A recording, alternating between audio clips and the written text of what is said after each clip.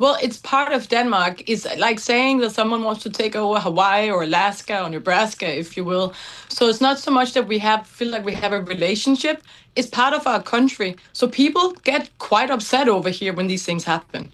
When you look at it, I mean, I'm thinking of the Air Force and the defense of Denmark, and I'm going to suggest, it's not going to compete with the U.S. What is the approach here to defend these decades and century-old relationship? Is it knock on Brussels' door and say, Brussels, help us? Or is it Denmark alone? Denmark has been very clear for a long time that obviously needs a bit of help to protect a big territory like that. But from 1951, Denmark entered into an agreement with the US about protecting Greenland. US can put up as much military as they like. All they really have to do is just call Copenhagen.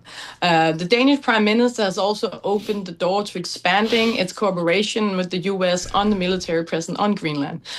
So I think for Denmark, it's really hard to see what the problem is if we're talking about really defending Greenland, because Denmark has lots of ideas how to do it.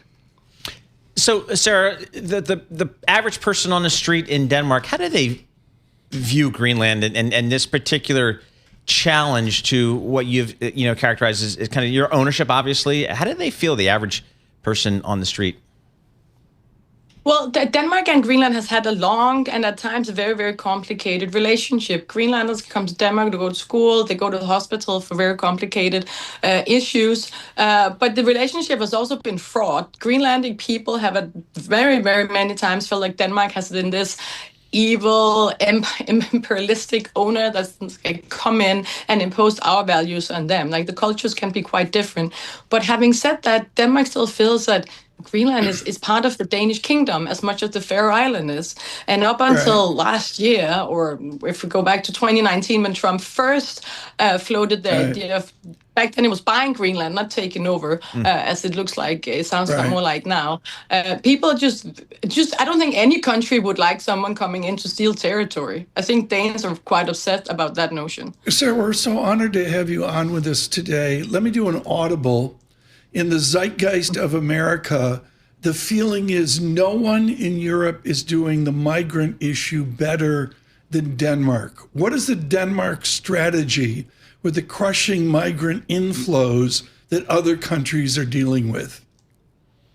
Well, the Danish Prime Minister, being a social democrat, but I think what you're referring to there is that she's found a way to be like a really like a middle party, still a good social democrat, but being really tough on immigration. So Denmark has some of the toughest rule on immigration in Europe right now, and we're not taking in a lot of immigrants if the government can avoid it. It's interesting that we have a general election coming up in 2026. We don't know exactly when it is, but the Prime Minister has to call it no later than the end of October. And immigration is such a big issue in that election. It's the Prime Minister has gone very, very tough of immigration, but she's lost some voters on it. She's also gained a lot of voters. So it's a little bit, like, is she gaining enough on the right hand, the ones she's losing with the left hand? And that's what they're trying to figure out now. How tough can you really be on immigration?